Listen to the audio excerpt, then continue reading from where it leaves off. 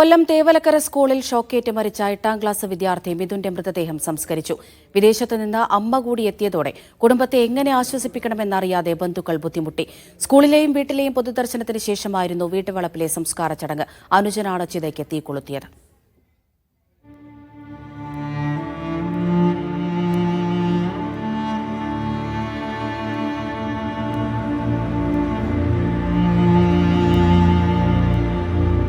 ഒരു നാടിന്റെ കണ്ണീരും നോവുന്ന ഓർമ്മയുമാണ് മിഥുൻ.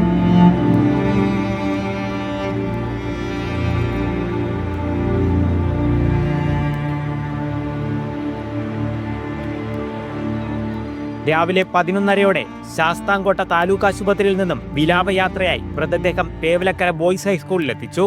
പലരുടെയും അനാസ്ഥയിൽ പൊലിഞ്ഞുപോയ ആ കുഞ്ഞിന് ആദരാഞ്ജലി അർപ്പിക്കാൻ പോകുന്ന വഴിയിലും ആളുകൾ കാത്തിരുന്നു.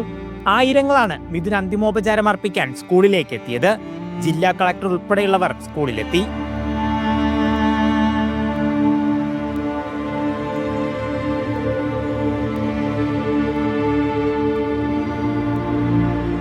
വിലാപയാത്രയെ മൃതദേഹം വീട്ടിലെത്തിച്ച ശേഷമായിരുന്നു അമ്മ എത്തിയത്.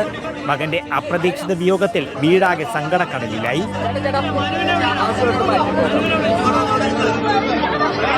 കണ്ണീരോടെ നാടാകെ മിഥുന് വിട നൽകി. ആയിരങ്ങളുടെ സങ്കടമേറ്റുവാങ്ങി 4:30 വീട്ടുവളപ്പിൽ മിഥുന്റെ സംസ്കാര ചടങ്ങുകൾ. കുഞ്ഞനുജൻ ഏട്ടന്റെ ചിതയ്ക്ക് തീ കൊളുത്തി.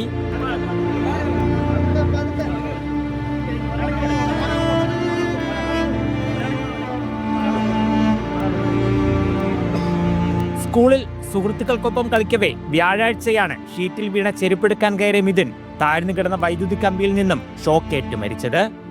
ടീം മീഡിയ 1 കൊല്ലം.